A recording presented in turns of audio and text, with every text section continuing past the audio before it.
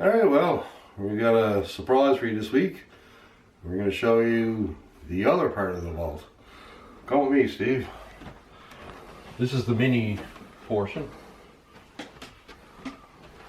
Bit of a mess, but this is nice and organized.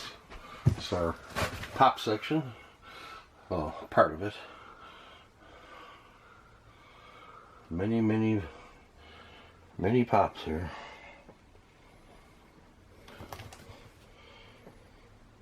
Wow, that's a lot of pops. Yeah, it's cool when they're all stacked up, isn't it? Yeah. Who knows? Maybe there's one you're missing. Alright, and now the main part of the upstairs vault. It'll be out here. Yeah. Many pops here. Wow. That is a lot of pops. Yeah. Alright, 3, 5, 10, 14 high. And there's a lot. Wow. And these are all pops. These are doubles. They're all filled with pops too, those boxes. Some good rare ones too you don't find around anymore. That is a lot of pops.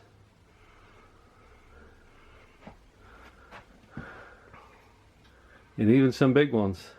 Yeah. Yeah, amazing. Alright, this is where we're going to shoot our episode this week. The pop room. Excellent. Well, thank you for showing us.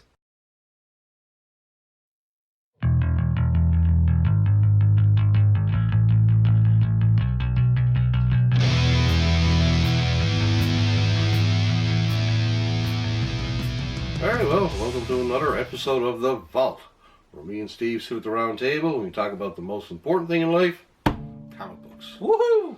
Alright, so obviously this week we're going to talk about Funkos, which are many comic related items as well. Oh, absolutely. There's tons of comic book characters in this room, I can tell you that. And let's talk about the history of Funko first. Alright. Alright. I'm game. And my shop. Why not? Okay. Okay, so I opened up in December 1997, right? Do you remember the date?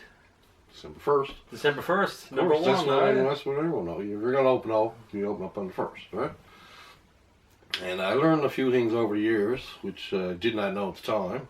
I just went for it. More comic book shops closed in 1997 than any other year. That was after the big collector boom and bust. I didn't know that. I just went for it. Yeah. I opened up on the same day as Jay and Silent Bob's Secret Stash. Wow. I did not know that until 20 years later when I was watching Comic Book Men, and he said they opened up December 97. And I was like, oh, look at that. We opened up the same time. Because we're Enough, cool. enough on the exact same day. We're cool like they are, right? Well, we still have a show. Yeah. Well, I think Kevin Smith got deeper pockets than I did. Yeah, that's true. You got Clerks 3 coming out or something, I think? I heard there's a Clerks 3. Yeah, I always liked all his movies. Except for Chasing Amy was for me. Okay. It was okay. Yeah. So Funko started in 1998, right? No, really? Yeah. Oh, okay. And I've been carrying their products ever since. They started off with the Wacky Wobblers, right? Yeah, I remember. And spastic plastic and stuff like that. When I watched the Funko show on Netflix, I was going watching and going, yep, had it, every single thing that they were showing, like, their history, right? And then you saw that part with the change of management and whatever, and then obviously the Wacky Wobblers did okay with the Funko Pops. These Funko Pops are amazing. They just created that company like through the stratosphere, right? It's just so many. I just think there's such a cool idea what they came up with too, because they're all sort of similar, but different, and they got so many different licenses. It's incredible. Like, well, the licenses are the big thing, because you kind of wonder how much they're paying for it. Do they make a deal with every individual TV series or? I don't think you'd have to. I mean, they'd have to, but then what is their? Do they have a minimum? Do they have a maximum? Like, because you can. I mean, like, does the A Team, if they put out the A Team one, Yeah. would that be the same as getting the Beatles? You know, like Yeah. I mean, obviously they must have a really good negotiation team in order to get all these licenses. Because I mean, look, oh my jumpings! I mean, You got Big Mickey Ben, Mouse, you got Superman. Disney properties. They've been doing Disney for years. This is one of the first lines, right? I mean, They've been doing they have musicians tremendous for amounts. years, right? Snow White there. I mean, Scary Library Ghost. I mean, Will Marvel, be me in a few years, folks. Marvel and DC were the earliest ones too, right? Now I found myself like when I first carried them, nobody actually cared about them, right? No. Like what went through the shop is worth thousands and thousands of dollars now, right? But nobody cared about the breakfast characters like Count Chocula and Frankenberry and all them, right? Sat there forever. Nobody cared about the Simpsons. Nobody cared about Michael Jackson. Right? Elvis did okay. Michael Jackson, I was dumping him for $5 each. Really? Yeah. Jeez. I gave Nobody wanted him. I gave an Elvis to my good friend John Edwards. Yeah. Shout out to you, buddy. You still got it. Hopefully it's still in this box. Even the Beatles are brought in. They were hard, so. Now my brother Martin now got the set. Yeah. He bought the box with the Blue Meaning was Yeah. all you can get with the set, right? But I think I noticed the increase in popularity was when they started doing Game of Thrones Okay. and Walking Dead. Mm. That's when I first started seeing them at other places. Like H&B, you'd go in there and they'd have a whole wall of Ricks and Daryls, right? And Adventure Time was another big one too. Okay, I didn't know that. Finn and Jake and stuff. Yeah, no, they were everywhere, right? And I was thinking, Jesus, like, because we only put one out at a time. Like, I sell one, go back room, replace it, right? Yeah. You go to H&B and there'd be like 30 Ricks and 30 Daryls, just taking up a whole shelf, right? Well, I guess that worked for that. Well, it didn't really work that well for them because they're gone out of They're business. gone. No, I think it's about silly. I mean, it looks like, oh, there's 30 then, they're not popular and people won't pick them up. Whereas you only got, oh, there's one Rick. Yeah. I better grab it now. Yeah, they sold, right? And I think that's where the exposure sort of grew, because it was only limited to comic book shops. I don't think they'd be as popular as they are now. Absolutely not. I mean, you saw them in Shoppers Drug Marts. Yeah, you saw them shoppers, and Walmart jumped on the Walmart. bandwagon like Walmart always does. EB Games is like, oh, well, nobody cares about video games anymore because you just download it for free. That's right. Just download it straight to your system and pay. Whatever. Subscription fee for the year, yeah. Yeah. So, EB Games is like, oh, we're going to be out of business. Let's do what comic book shops do, right? Thank you. Yeah. Let's put the comic book shops out of business instead. Anyways, I think EB Games is on their way out too. Well, I mean, the way I see it is that it's if you have to evolve or die, simple Yeah. as that, right? So they're doing what they're doing. Well, Games Exchanges are going out of business all over the U.S., right? Okay.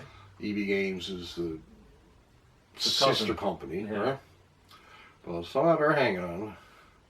For some reason, Toys R Us went out of business in the States, but in Canada, they're still around. Yeah. So, I don't know, I guess Canada is different than the U.S. Now I have a question now, and I'm sure a lot of the viewers would like to ask about these exclusives. Yeah. I get a little bit upset there recently because, as you know, I'm a historian and I like history. Yeah. And I managed to buy at your store. I got George Washington and Ben Franklin. Yeah. And they call it the American Heritage. Yeah. But I couldn't get Rosie the Riveter or Abraham Lincoln. Yeah. And they're Target exclusives. Personally, I don't think if you're going to put out a line that they're going to have exclusive parts of that line, because you can't get the set. Certainly, there's no Targets in Canada.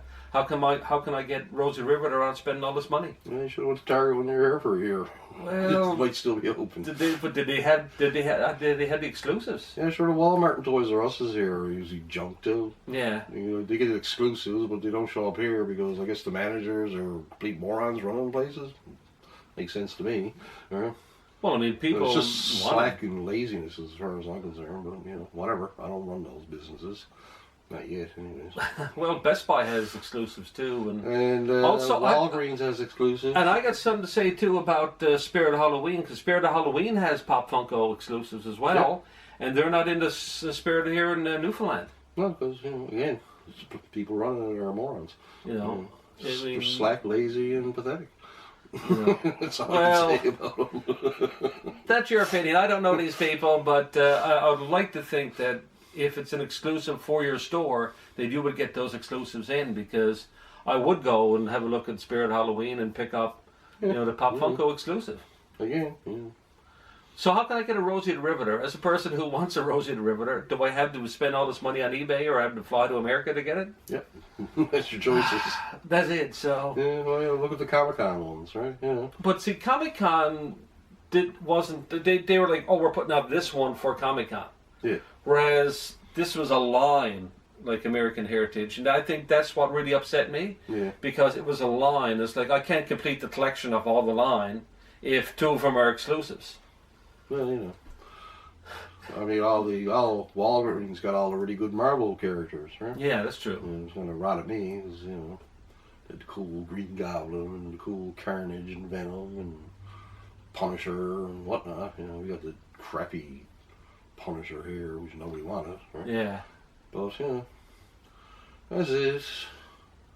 Makes it difficult for the average collector, because then you got to pony up a lot of extra cash. It wouldn't be so bad if you just buy it, but then you got to pay exorbitant shipping. Well, Which sort of kills it. Like, all right, say you're around here, you're paying $15 for it. So if you see it online for 20 or 25, you might be like, fair enough. Yeah. But then you got to pay another $20-$30 shipping. What's the point? Well, it's just too much money for me. I mean, especially where like I wanted to get a Rosie Riveter for my friend, and it's like I'm not paying $60-$70 for a Rosie Riveter to give it away. Yeah. I'd like to, I would like to spend at most $25 in Rosie the Riveter, and you're not even getting at that price. Well, that's what makes them collectible, I suppose. Oh, well, that's true. So what you must be really excited about this wall, though. Yeah, no, it's great. My friend Chris put this together for me. And it's a beautiful wall. Yeah, for a fee, of course. Well, of course, but I mean, how much is on this wall? Put that way. I mean, how would you estimate that? I think he counted over 1,000 pops between the two rooms. Okay. So that's about $8-10 grand worth of pops, I suppose. $10,000 worth of pops right there. Is there any chases or limited ones here? Because Nah, they're usually, these are just the ones that nobody these are wanted. the ones. Well, look at Diana Princess Wales, and she was a nice lady. However, after a while, they sort of become... They become by... You don't see them around anymore, because that's the beauty of Walmart and EB Games and stuff. They'll bring in a wave, Yeah. but they won't restock it. They'll just get the next wave, right? And then they'll dump ones that, that have been sitting there, right? Well, if you got patience like me, you wait 2 or 3 years, and people are like, oh, I want this one now. Now I want it. Yeah, it becomes popular because of a reference in another TV show or film. Yeah, and some of these I could restock the store with. I just kind of think it's really cool. It is really, listen, I haven't touched anything. 100%. This is a beautiful, beautiful, cool addition to the vault in Downtown Comics. Yeah, this is the upper vault. One day we'll show you the keeper of the vault, no, the protector of the vault. The protector of the vault. Okay. He's taking on that. Alright, I guess that'll do it for another week. So keep reading comics. And guys, both from us to you, happy Thanksgiving. Yeah, that too. Yeah. Alright. Bye-bye. Gobble gobble.